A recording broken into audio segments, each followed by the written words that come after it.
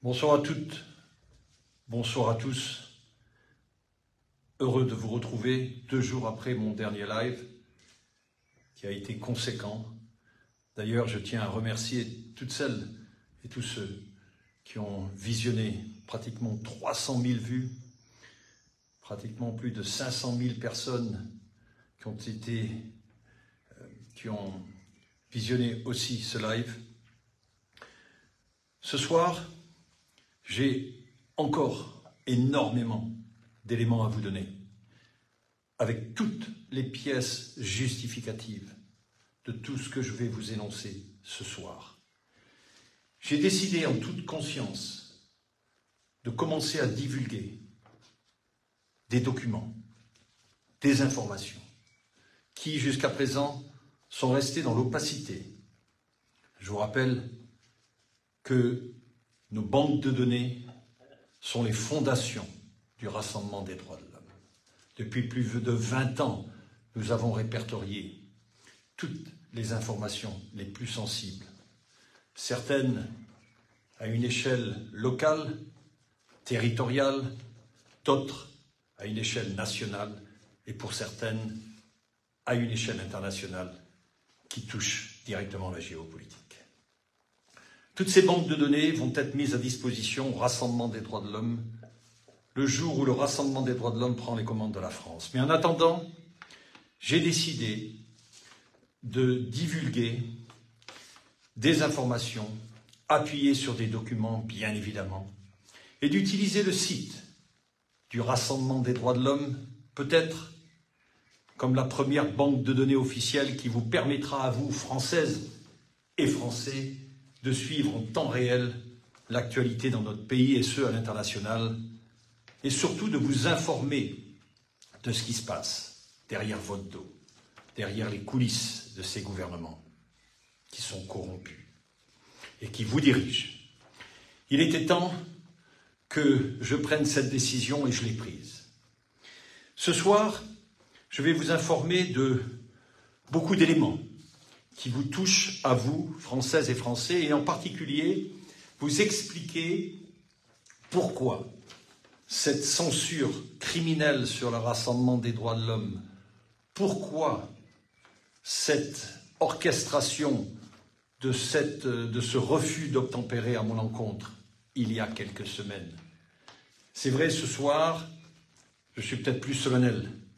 Hier, et mes 2 derniers lives étaient très émotionnels. J'étais très en colère. Mais cette colère, aujourd'hui, dites-vous bien que je l'ai toujours. Elle s'exprimera autrement, peut-être plus posément. Mais je suis comme vous, un homme qui aussi réagit et qui, certaines fois, peut monter la voix et pointer le doigt. Je sais que ce live va être visionné aussi par plusieurs centaines de milliers de personnes, voire avec tous les partages, on a dépassé le 1 million. Comme vous le savez, le RDH est suivi par plus de millions de Françaises et de Français, et ça c'était avant mes 2 derniers lives.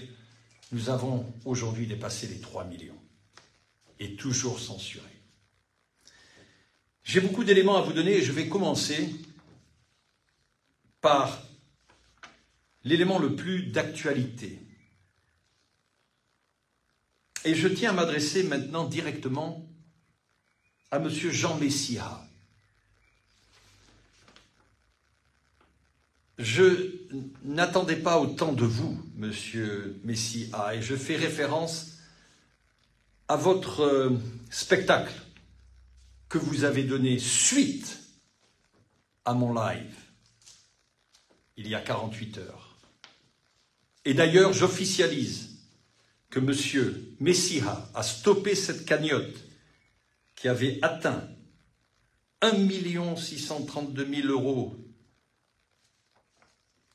1 632 200 euros.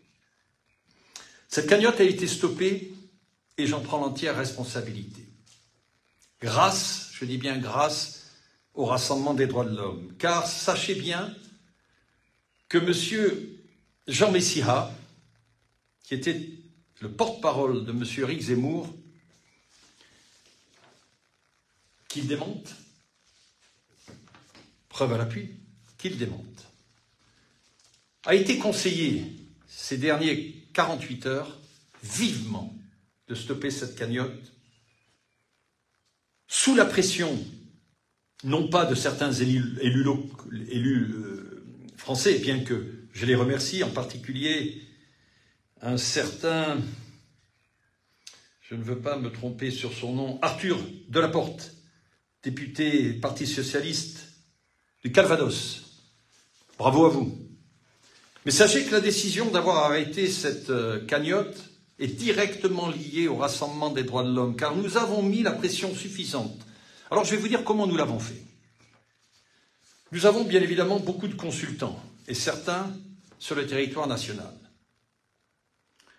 Nous avons fait comprendre, et ce n'était pas des menaces, c'était des conseils, qu'il valait mieux que cette cagnotte s'arrête sous une échéance de 24 heures après le live que j'ai fait il y a 2 jours.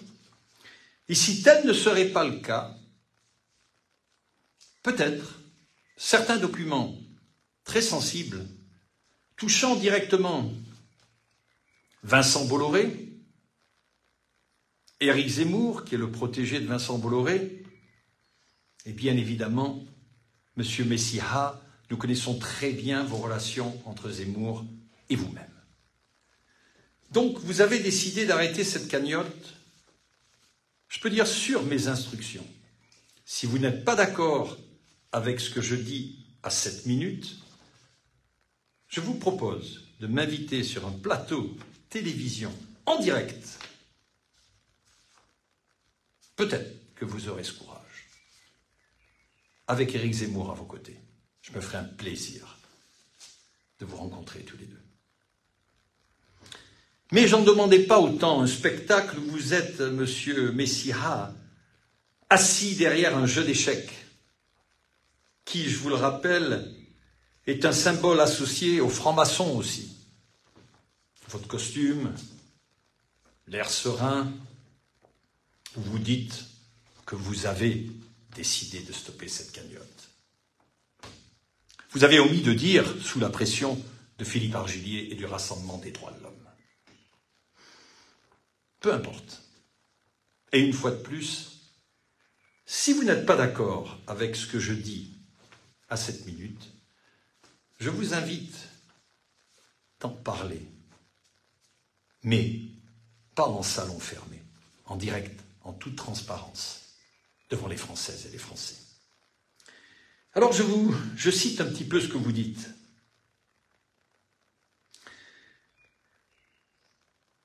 Vous dites que cette cagnotte a été un symbole d'espérance. Vous mentionnez et vous référencez les immigrés et vous leur dites toutes ces immigrations qui haïssent notre pays. Et en particulier, vous faites référence aux musulmans. Monsieur Messia, à la communauté musulmane, dont laquelle je suis très proche, sachez-le. Il ne faut pas oublier que plus de 100 000 d'entre eux sont morts pour la France. Nous leur devons un respect inconditionnel. Et ne faites pas un amalgame avec ces jeunes, aujourd'hui, qui sont dans les cités et qui sont d'origine musulmane. Ils sont avant tout d'origine française, parce que la plupart sont nés en France. Et moi, je vais vous dire, d'accuser ces jeunes, et c'est vrai, beaucoup d'entre eux ont choisi une mauvaise direction. D'ailleurs, je fais appel à eux aussi. J'aimerais vous rencontrer. J'aimerais faire équipe avec vous dans le bon sens, parce que vous avez quelque chose que nos politiques n'ont pas. Vous, entre guillemets, jeunes racailles, dont ce gouvernement fait référence à vous. Vous avez une notion de fraternité. Ben, je tire mon chapeau. Vous savez vous tenir en tant que frère. à ce niveau-là, beaucoup de politiciens ont beaucoup à apprendre de vous. Maintenant, la direction que vous choisissez, celle de la violence, n'est pas bonne. La vente de la drogue n'est pas bonne non plus. Et tout ce qui dérive, je suis prêt à vous aider. Je suis prêt à faire équipe avec vous. Mais je ne suis pas prêt à vous accuser. Je ne suis pas prêt à vous même interpeller. Bien que si c'était nécessaire et que vous faites quelque chose contre la loi, c'est ce que vous allez devoir faire face. Mais d'aller jusqu'à tuer un de vos frères, Nahel, les limites ont été dépassées. Et d'ailleurs, le gouvernement est très responsable de ces cités. Car je vais vous dire, si moi-même j'étais né dans une cité comme celle dont on fait référence, et si je n'avais rien connu d'autre, si je n'avais pas été soutenu par des équipes, par des gens sciemment qui veulent aider ces gens les plus démunis, de ne pas tomber dans la violence, entre autres avec des aides gouvernementales, ben peut-être comme vous, je serais tombé dans la drogue. Et peut-être comme vous, j'aurais été un voyou. Et peut-être comme vous, aussi, je me serais fait interpeller. Et peut-être comme vous aussi, je me serais fait tuer. Je veux changer cette donne. Et je me propose d'ailleurs de venir vous voir dans toutes les cités, prochainement. Je veux en discuter avec vous. Le Rassemblement des droits de l'homme peut faire la différence. On n'est pas là pour vous accuser, on est là pour vous mettre sur la bonne direction. Chose qu'on ne fait pas au niveau du gouvernement. Au niveau du gouvernement, on est là pour vous accuser, pour vous attaquer aussi. Car il est toujours facile de s'expliquer et de légitimer la force de l'ordre quand on a certaines fois de la violence en face. Et c'est vrai. Mais par contre, une violence qui tue, encore. Violence des policiers. Et je veux être très clair, je ne suis pas contre, bien évidemment, les forces de l'ordre. Il en faut. Par contre, je suis contre celles et ceux qui utilisent ces forces de l'ordre. Celles et ceux qui se disent gardiens de la paix. Je les qualifierais de protecteurs de la guerre. Et ces gens-là, dans la police, il faut les dégager. Aussi bien au plus haut niveau. Car ils existent et ils sont corrompus et ils tuent. Nahel a été la victime d'un de ces corrompus policiers pour laquelle, M. Messiha, vous avez fait une cagnotte. Une cagnotte de la mort. C'est tout ce que vous avez fait. Mais, une fois de plus, vous avez quand même une notion d'intelligence, car vous avez su vous arrêter. Sur nos bons conseils. Je vous rappelle aussi, et je veux être sûr de l'information que j'ai notée, je viens d'apprendre très récemment, il y a quelques heures aussi, qu'un jeune a été tué suite à une altercation avec la police, suite à un tir de LBD dans sa cage thoracique. On ne vous a peut-être pas appris, policier, de tirer si vous avez tiré dans les jambes. Mais tirer dans une cage thoracique, c'est tirer sur le cœur. C'est-à-dire donner la mort. Là aussi, des explications devront être données. Donc, M. Messiha, vous avez apparemment aussi décidé de faire un autre fonds pour soutenir les policiers. Je ne suis pas contre. Là. Faites-le. Vous avez notre aval. Vous avez notre autorisation de le faire. Car c'est nous, M. Messiha, il va falloir avaler la pilule, qui aujourd'hui contrôlons ces mouvements politiques, sociaux dans notre pays. Et je fais référence au Rassemblement des droits de l'homme. Le père de Nahel se constitue partie civile aussi. Et je le félicite. Et je félicite la maman aussi, qui a déposé plainte pour escroquerie en bande organisée. C'est bien cela. D'ailleurs, je me rejoins à vous, chère madame. Car ce qui s'est passé à mon sujet, qui est bien évidemment pas comparable avec ce qui s'est passé avec votre fils qu'on a tué. On a quand même orchestré un faux refus d'obtempérer à mon encontre il y a quelques semaines. Et c'était aussi directement lié à une association de malfaiteurs que je ferai référence à la police et à ces gens qui ont organisé contre moi, et y compris, bien évidemment, ce procureur de la République qui, avec évidence à l'appui, a décidé quand même de me convoquer devant un tribunal pour un faux refus d'obtempérer. Lui, cette personne, va devoir aussi rendre des comptes. Et comme je l'ai dit, vous ne m'avez pas convoqué à la police, cher monsieur ou chère madame. Vous avez convoqué 68 millions de Françaises et de Français. Vous allez devoir leur rendre des comptes parce que déjà, 1, vous travaillez pour eux, 2, c'est eux qui vous payent, et 3, vous êtes attendu d'avoir une étiquette et une probité hors norme, chose qui n'est pas le cas. Officiellement aussi, j'invite la famille de Nahel, sa mère, sa grand-mère, son père, tout le monde, à venir me rencontrer. Mon avocat va prendre contact avec le vôtre et je pense que je vais pouvoir vous aider aussi. Je vais pouvoir vous aider, pourquoi? Parce que le Rassemblement des droits de l'homme est un gouvernement en lui-même. Et j'ai décidé de vous inviter. Oui. J'ai décidé de vous inviter déjà pour vous soutenir, pour vous donner tout mon amour, toute ma compassion, toute mon empathie, tout mon soutien. Et aussi pour vous permettre à mieux comprendre d'où est venue cette violence. Je vous donnerai à ce moment-là, bien évidemment, accès au mécanisme de ce gouvernement. Et vous comprendrez peut-être mieux ce qui s'est passé à l'encontre de votre fils. Donc je fais une invitation officielle à cette minute à la famille de Nahel. Je m'adresse maintenant à toute la communauté musulmane qui dernièrement s'est rapprochée du Rassemblement des droits de l'homme. Bravo à vous. Bravo à vous. Car il est impensable dans notre pays qu'on puisse encore aller à l'encontre de vous, parce que vous avez une religion qui s'appelle une religion musulmane. L'Iran et la Turquie, M. Erdogan lui-même, il y a 48 heures, a accusé la France d'islamophobie.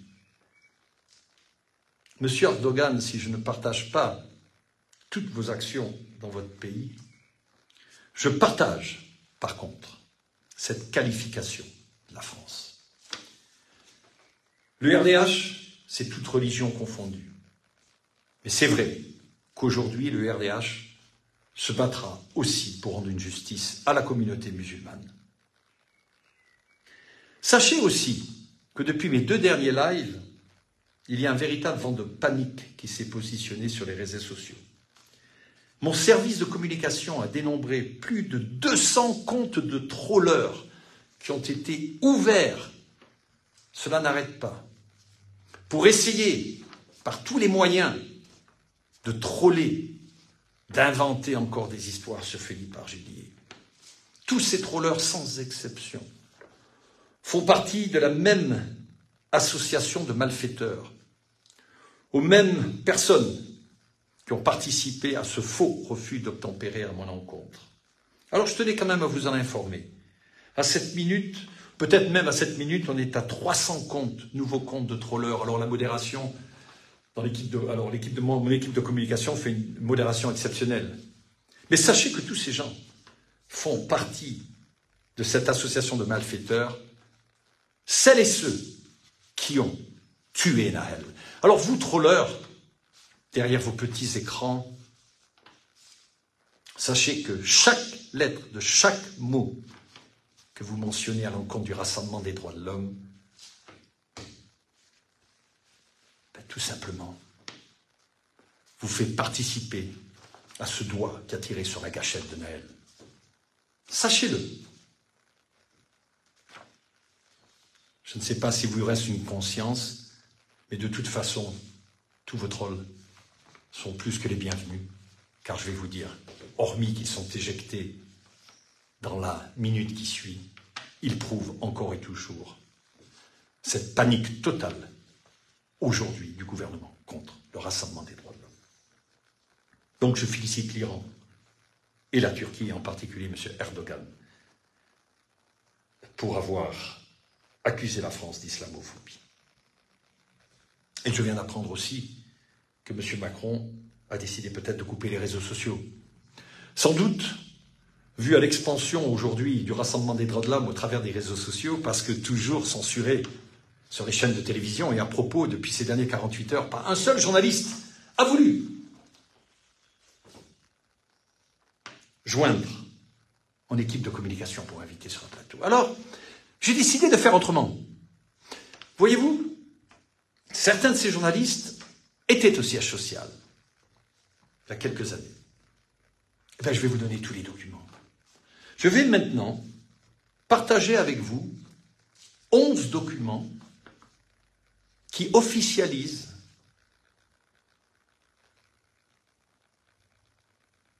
certaines activités, entre autres sur la Côte d'Azur, très proche du gouvernement. Nous avons fait une enquête. Suivez-moi bien, parce que je vous répète, tous ces documents à la fin de mon live seront postés sur le site www.lerdh.fr, car toute transparence est vitale en ce qui concerne le rassemblement des droits de l'homme. Alors je vais vous expliquer. Bien évidemment, nous avons commencé notre enquête sur ce faux refus d'obtempérer. Les retours que nous avons sont les suivants. Il y aurait, je parle au conditionnel, 2 élus locaux qui auraient peut-être organisé ou, entre autres, orchestré avec l'exécutif ce faux refus d'obtempérer. À cette minute, je n'accuse personne.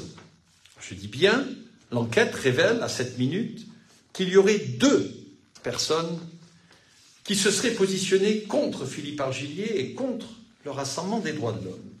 Alors, dans nos banques de données, nous sommes allés un peu fouiller localement qu'est-ce qui aurait pu se passer.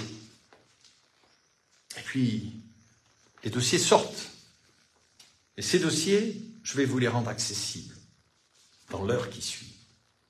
Alors sachez que personnellement, j'ai eu affaire, et vous verrez comment, à 2 personnes.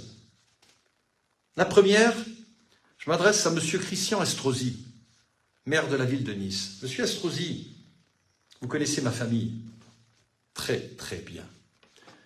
Vous êtes, je pense que vous avez 5 ou 6 ans de plus que moi, donc à l'époque, bien évidemment, les cages d'art étaient importants. Et combien vous étiez proches à ce moment-là, on vous appelait les dauphins de Jacques Médecin. Et vous saviez très bien ce que mon papa a fait pour cette ville. Vous connaissez très bien mon existence, mais vous avez toujours refusé qu'on se rencontre, uniquement basé pour des raisons politiques. Alors, monsieur Estrosi, vous êtes maire de la ville de Nice. Effectivement. Par contre, sachez que cette ville, avant tout, et surtout, a été créée par 2 familles. Vous n'avez fait que reprendre la suite. 1, la famille Médecin, Jacques Médecin, qui était très proche de moi-même. Il n'avait pas de fils. Et d'ailleurs, c'est grâce à Jacques que je suis parti aux États-Unis. Et sur un autre document, vous verrez aussi quelles étaient mes relations avec M. Médecin. Et bien évidemment, grâce à la famille Argillier. Mon père, le commandant, qui a facilité les 2 dernières élections de Jacques Médecin, car il était président des Forces françaises libres. Et il a demandé aux anciens combattants de voter pour lui. Jacques était un homme fabuleux, extraordinaire. On a monté un bateau incroyable. Combien, quelque part, je vis ce qu'il a vécu. Il a été victime d'un gouvernement, le même. C'est la même chose. C'était Mitterrand, c'était Charras. Et il fallait abattre l'animal. Et l'animal s'appelait Jean Médecin. Il en est mort. Il a fait 2 ans de prison. Je sais combien il a dû souffrir de cette injustice. Et moi-même, aujourd'hui, je vis quelque part cette injustice. Mais je vais vous dire, en sa mémoire, et en mémoire de mon papa, cette justice aujourd'hui ne fait que commencer. Alors je m'adresse à vous, monsieur Estrosi. Je vais vous rappeler quelque chose d'important. Document qui sera en ligne, bien évidemment. Et je vous invite à me répondre, monsieur Estrosi, alors que cela fait plusieurs essais où je vous ai dit, rencontrons-nous. Pas une seule fois vous avez eu la délicatesse de répondre à mon invitation. Peut-être trop occupé à conserver vos attributs et vos intérêts sur la ville de Nice, peut-être aussi avec un certain monsieur Ciotti. Document aussi que nous allons vous fournir. Il est intéressant que j'ai un faux refus d'obtempérer et j'ai aussi des informations vous concernant. Alors je n'accuse personne, je ne vous accuse pas, monsieur Christian Estrosi, que c'est vous qui avez orchestré ce faux refus d'obtempérer, ni Éric Ciotti, qui lamentablement essaie peut-être d'avoir des ambitions présidentielles. Je dis bien lamentablement, monsieur Ciotti, car avant tout, avant de vouloir diriger un pays, apprenez le numéro 1 de toutes les lois, d'abord les lois humanitaires, les lois de justice. Mais ça, c'est un autre sujet, on ne vous a pas appris ça dans les écoles. Monsieur Estrosi, le 3 janvier 2007, je vous écris un courrier. Vous étiez alors à l'époque ministre délégué à l'aménagement du territoire, président du Conseil général des Alpes-Maritimes, et je vous ai écrit une lettre concernant l'accueil des enfants victimes ou suspects de maltraitance. Il s'est avéré qu'en 2007, 2 ans après la naissance de ma deuxième fille, je peux citer son nom, car c'est un docteur que je respecte. C'est le docteur Haas, qui a été un grand patron de la cellule CHU de Nice pour les enfants, l'accueil des enfants. Et le docteur Haas est venu me voir. Docteur Haas, désolé de citer votre nom, mais c'est pour la bonne cause. Vous êtes venu me voir car vous saviez que j'avais effectivement une position sociale et un statut financier qui pouvaient faire beaucoup de choses. Et vous m'avez demandé si je pouvais financer une cellule. Et cette cellule était pour l'accueil des enfants victimes ou suspects de maltraitance à Nice. Surpris de votre requête, je vous ai demandé, mais comment se fait-il? Vous n'avez pas encore cette cellule? Depuis combien de temps vous la demandez? Et vous m'avez dit que cela faisait des années et que vous n'aviez eu aucun retour. J'ai été choqué. Je vous ai demandé plus ou moins le montant de cette cellule, combien cela aurait coûté. Pour être exact, 200 614 €. Rassurez-vous, tous les documents que je cite seront mis sur le Rassemblement des droits de l'homme dans l'heure qui suit. Je vous ai écrit un courrier et j'ai décidé, non pas de financer la totalité, je voulais simplement associer à moi la ville de Nice et vous, monsieur Estrosi, au travers du Conseil général des Alpes-Maritimes. J'estimais qu'il était de notre devoir de financer cette cellule. Donc j'ai écrit un chèque qui était en attente du vôtre et de celle de la mairie de Nice de 66 871,33 €, en vous demandant de vous rencontrer, en vous demandant de nous mettre ensemble et de faire une conférence de presse en indiquant que la ville de Nice avait décidé avec le Conseil général et Philippe Argillier de créer une cellule pour ses enfants.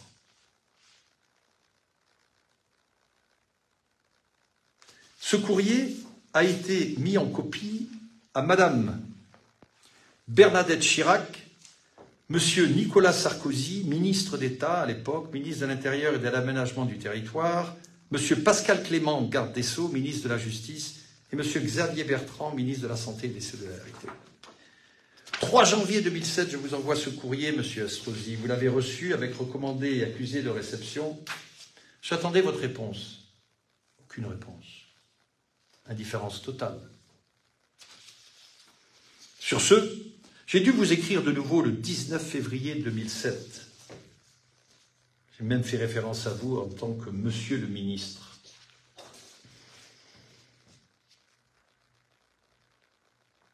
Entre autres, étant donné que je m'étais engagé auprès de M. Haas que mon chèque serait encaissé quand le Conseil général des Alpes-Maritimes, qui, je vous le rappelle, est de l'argent des contribuables niçois. Je pense que chaque contribuable niçois aurait préféré mettre cet argent pour accueillir les enfants victimes ou suspects de maltraitance, que d'utiliser cet argent à des fins pour certains dossiers douteux. Aucune réponse. Donc, entre autres, un paragraphe de mon courrier précise « Malheureusement, pour tous ces enfants qui souffrent cruellement, vous n'avez pas eu la délicatesse de répondre à mon invitation, et ce, malgré l'insistance de mon chargé de mission, qui à plusieurs reprises était rentré en contact avec vos bureaux pour coordonner un rendez-vous avec moi. Vous n'avez jamais eu, M. Estrosi, la délicatesse de me répondre là-dessus. C'est dommage. C'était au sujet des enfants maltraités, effectivement trop occupés à gérer vos affaires de ministre, très copain avec Nicolas Sarkozy, qui, je vous le rappelle, venait certains week-ends. Aussi, M. Sarkozy, il ne faut pas oublier ces week-ends sur la Côte d'Azur où vous passiez avec votre grand copain Estrosi, entre autres dans un établissement qui s'appelait le Palais Materling, que j'avais moi-même loué à l'époque dans l'entièreté. Et d'ailleurs, vous deviez venir un week-end et c'était trop tard car j'avais moi-même loué l'entièreté du palais pour 11 mois. Donc j'ai fait économiser en quelque sorte de suite présidentielle aux Françaises et aux Français. Mais effectivement, peut-être trop occupé, M. Estrosi, à garder vos relations de copain avec votre président de l'époque, vous ne m'avez pas répondu. M. Estrosi, je vous ai envoyé un autre courrier, cette fois-ci beaucoup plus récent, qui était le 10 septembre 2020. Copie qui a été envoyée aussi au commandant Tutsi de la ville de Nice, car j'ai eu affaire ce soir-là à vos policiers municipaux. Un mail a été envoyé de mon service de communication. Vous aurez aussi copie de ces dossiers en ligne sur le Rassemblement des droits de l'homme, où je me suis fait littéralement agresser verbalement par 3 de vos policiers. Je vais quand même citer une partie de cette lettre que vous pourrez lire à votre guise. Il était à peu près 3 heures du matin, je récupérais ma fille dans mon véhicule. 3 policiers de la municipalité de Nice, police municipale, sont venus. Et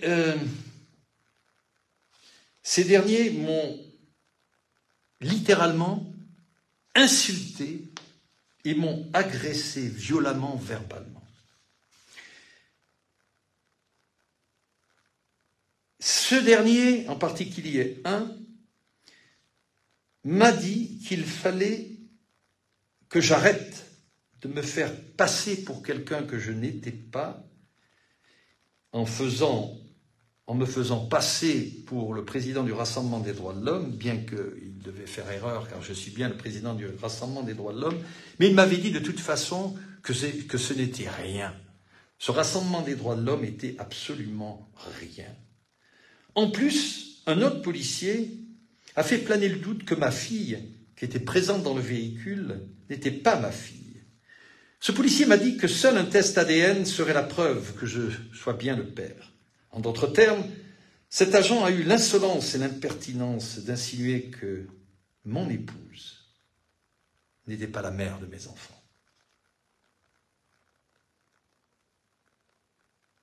Et ces 3 policiers m'ont bien précisé immédiatement De toutes les façons, il ne nous arrivera rien car nous sommes protégés. Ils ont laissé entendre qu'ils étaient le porte-parole de la ville de Nice. En terminant l'interpellation, les policiers aussi m'ont dit que je serais convoqué par un officier de la police nationale. Et tout cela parce que j'étais dans un véhicule noir qui ressemblait très proche à un véhicule d'État.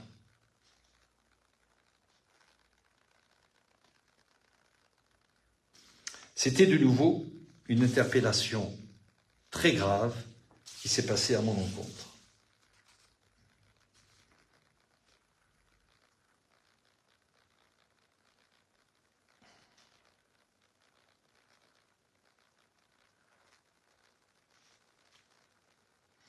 Vous aurez ce courrier. Vous aurez ce courrier. Je suis en train de le lire là maintenant. Je revis un petit peu, une fois de plus, c'est très similaire à ce qui s'est passé il y a quelques semaines encore. Et là, on était en 2020.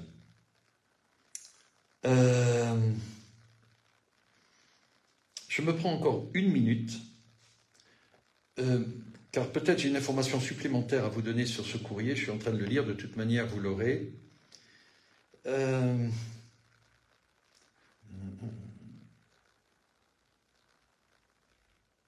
Alors, bien évidemment, j'ai sommé l'agent de s'arrêter et littéralement de fermer sa gueule en ce qui concerne ma fille.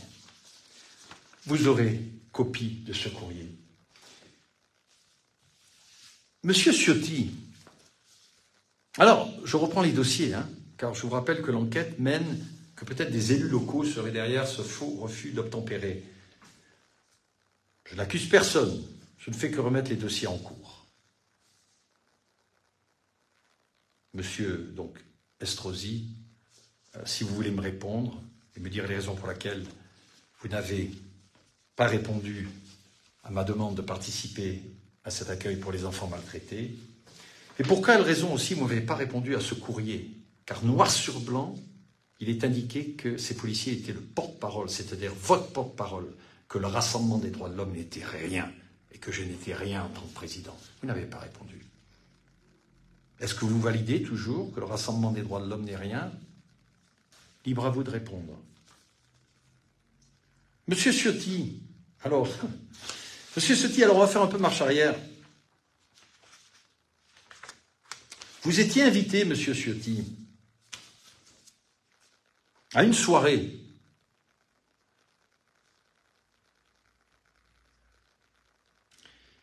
Cette soirée était le 15 janvier 2016. 15 janvier 2016, nous avions un repas qui était organisé avec M. Jean-Claude Guibal, maire de Menton, M. Patrick Poivre d'Arvor, alors bien évidemment, toujours document à l'appui, et vous-même, car M. Guibal, quelques jours auparavant, avait signé un contrat de confidentialité, car je lui avais donné accès à certains dossiers très sensibles, France-Afrique, et certains dossiers qui touchaient aussi un élu de la nation. C'était très clair, M. Ciotti, que c'était aussi un de vos amis. Quelques heures auparavant, votre bureau a appelé pour annuler votre présence. Donc je me suis retrouvé avec M. Patrick Poivre d'Arvor, le maire de Menton, et bien évidemment, sans votre présence, car il était plus facile de fermer les yeux et de ne pas entendre peut-être quelque chose ou voir des documents qui auraient pu compromettre une certaine amitié que vous avez avec certains élus de la nation, bien que cette amitié n'aurait pas été vraiment corrompue parce que, de toute façon, vous mangez tous à la même table, mais vous auriez été mis mal à l'aise. Donc ces documents vont aussi être positionnés car il est important que vous sachiez que, déjà des années en arrière, le Rassemblement des droits de l'homme se positionnait et demandait et était en quête d'informer ce qui se passait derrière les coulisses, et en particulier au travers d'élus. Comme les journalistes, ils ont tous refusé de me rencontrer. Tous, sans exception. Aujourd'hui, ils vont devoir répondre. Sachez que tous ces dossiers que je sors, c'est qu'un début, une infime partie de ce qui va se positionner dans les semaines à venir.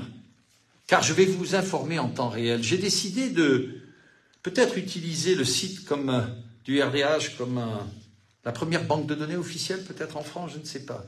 C'est sûr que ce sont des dossiers qui touchent l'actualité, les élus et les gros dossiers. Ceux-là seront toujours réservés quand je serai à la tête du pays, car ces dossiers seront mis à disposition. Mais croyez-moi, ce qui va suivre touche aussi de plus proche votre actualité, vous, Françaises et Français. Donc, voilà en ce qui concerne M. Estrosi et M. Ciotti. Et une fois de plus, si vous n'appréciez pas ce que je dis là ce soir, je vous invite à répondre. De toute façon, vous n'avez aucun problème pour interpeller, pour avoir la presse et faire vos conférences de presse. Ce qui est dommage, c'est que je vous ai demandé d'abord à titre personnel qu'on se rencontre. Vous avez tous refusé. Et pourtant, sur des dossiers qui touchent l'actualité, qui touchaient l'actualité des Françaises et des Français, dont, soi-disant, vous défendez leurs intérêts. Je vais aussi vous mettre au courant, et c'est très important, de ce qui s'est passé en 2016. En 2016, Élise Lucet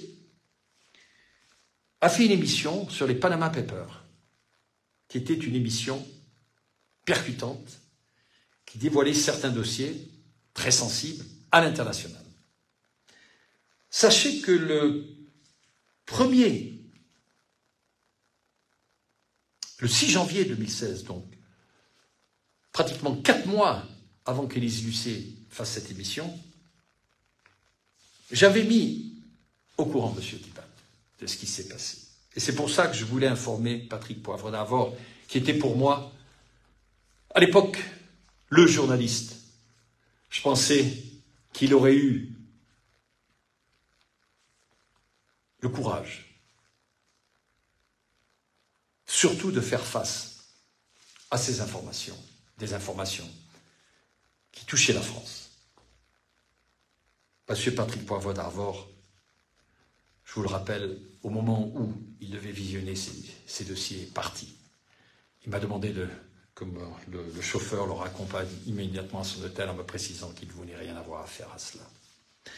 Rien à voir à faire à cela, un journaliste. Et c'était déjà en 2016. Donc sachez que nous avons fait une première approche en janvier 2016, puis Élise Lucet fait son émission sur les Panama Papers. Nous avons laissé 1 an, jour pour jour, à Élise Lucet. Et un autre document que vous allez avoir en ligne a été remis en main propre à Mme Élise Lucet le 3 avril 2017. Un document dont je n'avais pas connaissance. Ce document est provenu d'un homme avec lequel j'étais très proche. C'était un grand ami de Jacques Médecin. C'était un homme avec lequel c'était un peu comme un papa aussi, qui avait rejoint Jacques en Amérique du Sud et qui connaissait très bien mes activités, et qui était un homme malade. Et quelques semaines avant de décéder, il a voulu écrire à Mme Lucet. C'était en quelque sorte sa dernière volonté. Vous verrez ce courrier. C'est un courrier émouvant de 2 pages, mais un courrier qui explique très clairement, entre autres, les activités du Rassemblement des droits de l'homme qui, à l'époque, ne savait pas RDH. Et ce courrier a été remis le 3 avril 2017. Voilà. Toutes ces informations vont vous être remises sur le site du Rassemblement des droits de l'homme. Au total, 11 documents pour ce soir. Il y a 48 heures, il y en avait à peu près, c'était à peu près similaire. Donc, toutes celles et tous ceux qui m'ont demandé depuis tellement d'années quand est-ce que vous allez commencer vulgairement à balancer vos documents. Déjà, on ne balance pas nos documents. 2, chaque document que nous mettons en ligne, c'est ma décision, ça ne fait que relater la vérité. Alors, c'est vrai que certains documents sont plus sensibles que d'autres. Mais à cette minute, je pensais qu'il était opportun de faire référence à ces 11 documents qui vont se mettre en ligne.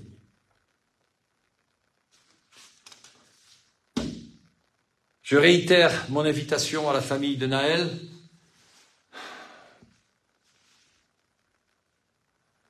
Plus que jamais, les droits de l'homme, les droits de la femme et les droits des enfants sont représentés aujourd'hui au travers de ma personne par le Rassemblement des droits de l'homme.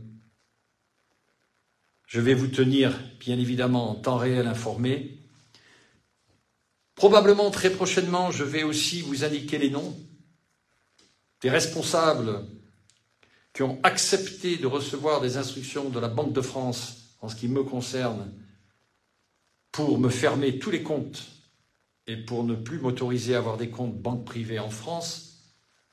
Ces gens devront aussi faire face à leurs responsabilités et les noms seront donnés aussi. En attendant, je vous souhaite une excellente nuit, beaucoup d'amour et plus que jamais cette justice, aujourd'hui, est défendue, ancrée sur les vraies valeurs de notre République, à savoir la volonté du peuple, uniquement, et le respect du peuple. À très bientôt, avec beaucoup d'amour, toujours. Au revoir.